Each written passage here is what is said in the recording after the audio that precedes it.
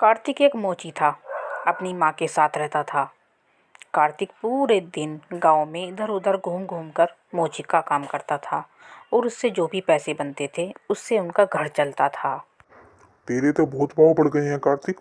तूने किया ही क्या? एक चप्पल पर जरा सी सिलाई तो मारी है, उसके भी 5 रुपए मांग रहा है। नहीं चाचा, मैंने सिलने के साथ साथ चप्पल को अच्छे से चिपकाया भी है। देखो, और वैसे भी चमड़े की चप्पल है, इसमें मेहनत ज़्यादा लगती है। 2 रुपए से एक भी ऊपर नहीं दूंगा। ये ले 2 रुपए। ऐसे कैसे काम चलेगा? ग्राहक से अच्छे काम के बदले अच्छे दाम मांगो तो 5 रुपए की जगह 2 रुपए पकड़ाते हैं। ऐसे कब तक चलेगा? इसीलिए कार्तिक अपने काम को लेकर परेशान रहने लगा। एक दिन जब वो काम से घर वापस लौट रहा था तो उसने सोचा, इस गांव में तो अब मेरे लिए काम रह ही नहीं गया है, इसीलिए अब मुझे दूसरे गांव में काम पकड़ना पड़ेगा। क्या बात है कार्तिक बेटा, तू बहुत परेशान दिख रहा है आज।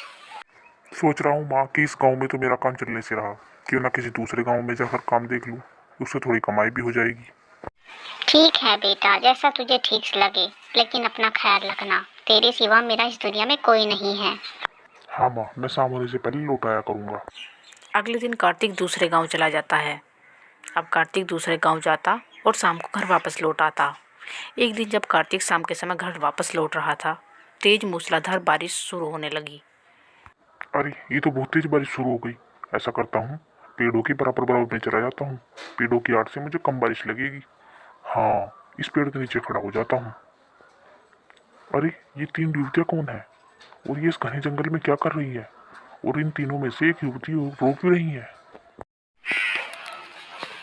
राजकुमारी नम्रता, अब आप जादू लोग वापस कैसे जाएंगी? इस मूसलाधार बारिश में आपकी चप्पल टूट गई है। इसी बात का तो डर है, अगर चप्पल ठीक नहीं हुई तो हम जादुई लोग वापस नहीं जा सकते, और इस घने जंगल में मूसलाधार बारिश में हमारी कौन मदद करेगा? ये तीनों युवतियाँ तो किसी बड़ी मुसीबत में दिखाई पड़ती हैं। मुझे इनके पास जाकर इनकी मदद करनी चाहिए। फिर कार्तिक जल्दी जल्दी उन युवतियों के पास जाता है और बोलता है, तुम दोनों किसी बड़ी मुसीबत में दिखाई पड़ती हो, मैं तुम्हारी कोई मदद कर सकता हूँ? तुम एक साधारण व्यक्ति हो, तुम भला हमारी क्या मदद करोगे? हाँ, ये ठीक बोल रही हैं। हम बहुत बड़ी मुसीबत में हैं, तुम्हें पता भी है। देखिए, दुखों को बांटने से दुख कम हो जाता है, इसीलिए मैं तुम्हारे पास आया हूँ। सुनो, ये आदमी हमारी सच में मदद करने आया है, वरना इस घने जंगल में कौन बिना स्वार्थ किसी की मदद करता है। मेरी सबसे बड़ी मुसीबत है मेरी ये चप्पल टूट गई है और ये सब उधड़ भी गई हैं। जब तक मेरी ये चप्पल ठीक नहीं हो जाएगी, मैं अपने जादू लोक में वापस नहीं जा सकती। मेरा जादू इनके टूट जाने की वजह से ख़त्म हो गया है। बस इतनी सी बात? ये तो मेरे दाएं हाथ का काम है। मैं पैसे से एक मोची हूँ और जूती चप्पल अच्छे से सिल लेता हूँ। यही मेरा काम है, मैं भी ठीक कर देता हूँ। क्या तुम ऐसा कर सकते हो? फिर तो तुम मेरी बहुत मदद कर दोगे। रुको, मैं भी तुम्हारी चप्पल सिल देता हूँ। अरे, मेरे झोले बैग में तो पानी भर गया, सारा सामान गीला हो गया। इसमें तो धागे की जरूरत पड़ेगी। रुको, मैं तुम्हें जादुई धागा देती हूँ, शायद उससे तुम्हारा कुछ काम बन जाए। राजकुमारी जादुई छड़ी को अपने घुमाती है और एक रेशमी धागा उसके हाथ में आ जाता है, जो वो मोची को दे देती है। मोची जल्दी जल्दी उसकी जूती सिल देता है। राजकुमारी जी, ये लीजिए अपना जूता, जो कि बिल्कुल ठीक हो गया है। अरे हाँ, सचमुच ठीक हो गई है, ऐसी लग रही है जैसे टूटी ही नहीं थी। तुम्हारा बहुत बहुत शुक्रिया। अरे इसमें शुक्रिया की क्या बात है? वैसे भी बुरे वक्त में काम आना चाहिए। बुरे वक्त में जो काम आता है वही तो अच्छा इंसान होता है। तुम सच में बहुत अच्छे हो। मांगो, तुम्हें क्या मांगना है, मैं तुम्हें दूंगी। नहीं राजकुमारी जी, मुझे कुछ नहीं चाहिए। मुझे जल्दी घर जाना होगा, मेरी माँ मेरा इंतजार कर रही होगी। मैं सुबह से काम पर निकला हुआ था और बारिश की वजह से मैं आज घर जाने में लेट हो गया। तुम सचमुच बहुत अच्छे इंसान हो। तुम दूसरों की मदद करने के साथ साथ अपनी माँ से भी बहुत प्यार करते हो। अच्छा चलो, मैं अब चलती हूँ, मैं तुमसे दोबारा फिर मिलने आऊँगी।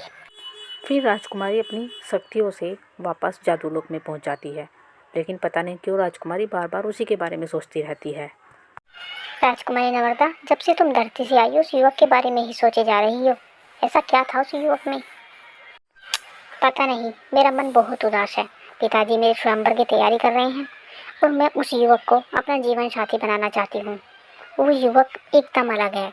वो चाहता तो मुझसे कुछ भी मांग सकता था, लेकिन उसने मुझसे कुछ भी नहीं मांगा, इसीलिए वो मुझे बहुत पसंद है।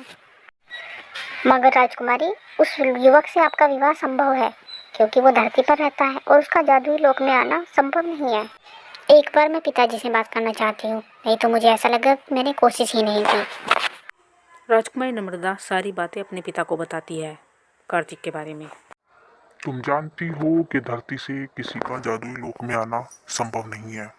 मैं तुम्हारी शादी उस युवक से एक ही साथ पकड़ सकता हूँ कि पहले उसे एक बार जादुई लोक में आना होगा। अगर वो तुम्हारी इस शर्त को मान लेगा तो मैं तुम्हारी उससे शादी कर दूंगा।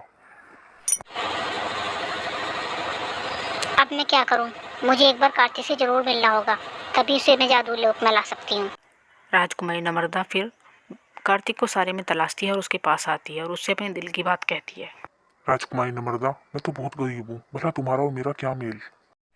नहीं कार्तिक, मैं तुमसे अत्यधिक प्रेम करती हूँ, मैं तुम्हारे बिना नहीं रह सकती। कार्तिक बेटा, मैंने तुम्हारे लिए नम्रता की आंखों में सच्चा प्रेम देखा है और मुझे भी नम्रता बहुत पसंद है। मैं चाहती हूँ कि तुम इसके साथ जादुई लोक जाओ और इसको वहाँ से बहू बनाकर लेकर आओ मेरे यहाँ पर। लेकिन माँ, मैं जादुई लोक जाऊंगा कैसे? इसका कोई रास्ता है क्या? एक तरीका है, वो जो तुम्हारे पास जादुई रेशमी धागा है वो। मैं तुम्हारी बात समझ गया माँ, तुमने तो मेरी मुश्किल ही आसान कर दी। मुझे आशीर्वाद दो माँ कि मैं जादू लोक में जाकर नम्रता को तुम्हारी बहू के रूप में लेकर आऊँ। राजकुमारी नम्रता धागे का एक छोर अपने हाथ में बांध लेती है और दूसरा कार्तिक के हाथ में दे देती है और अपनी जादुई चप्पल की मदद से हवा में उड़ने लगती है। और राजकुमारी नम्रता आगे थी और पीछे पीछे कार्तिक भी उसके साथ जा रहा था। कुछ ही देर में वो जादुई लोक पहुंच जाता है। जिस घर में माँ बेटे में इतना प्रेम और आपस में इतना विश्वास हो, उस घर में अपनी बेटी देने में मुझे क्या दिक्कत होगी। मैं तुमसे अपनी बेटी की शादी करने को तैयार हूँ। माँ, पिताजी, मुझे आशीर्वाद दीजिए कि मैं धरती लोक पर एक अच्छी बहू और एक अच्छी पत्नी बनकर रह सकूं। नम्रता की शादी कार्तिक से हो जाती है और नम्रता के माता पिता नम्रता को बहुत सारी धन दौलत देकर विदा करते हैं। अब नम्रता कार्तिक और उसकी माँ के साथ खुशी खुशी धरती लोक पर अपना जीवन व्यतीत करने लगती है।